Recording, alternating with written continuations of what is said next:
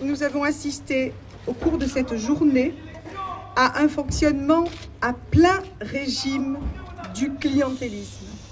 Personne n'avait vu jusqu'à présent ce système fonctionner avec une telle puissance.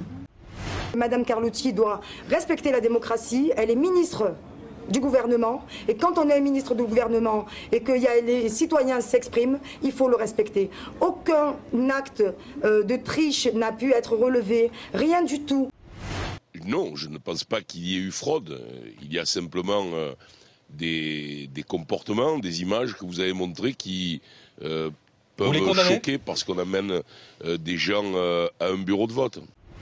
Avec des échanges d'argent, des intimidations, toute une organisation que j'ai envie de qualifier de paramilitaire.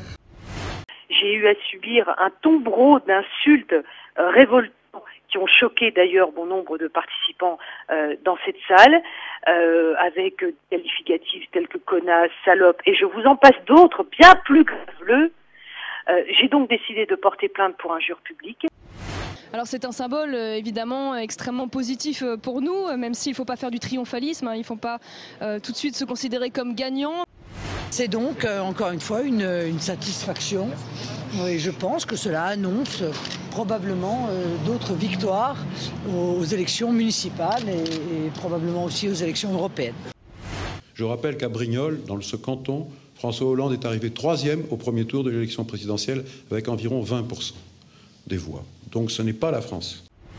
On voit Madame Hidalgo qui arrive et qui dit « Je vais vous mettre un petit bouclier social ». Non mais attendez, de qui se moque-t-on? Ces gens, ils sont tax addicts. Tax addicts. Quand ils n'ont pas de solution, quand ils n'ont pas d'idée, ils créent une taxe, ils créent un nouvel impôt.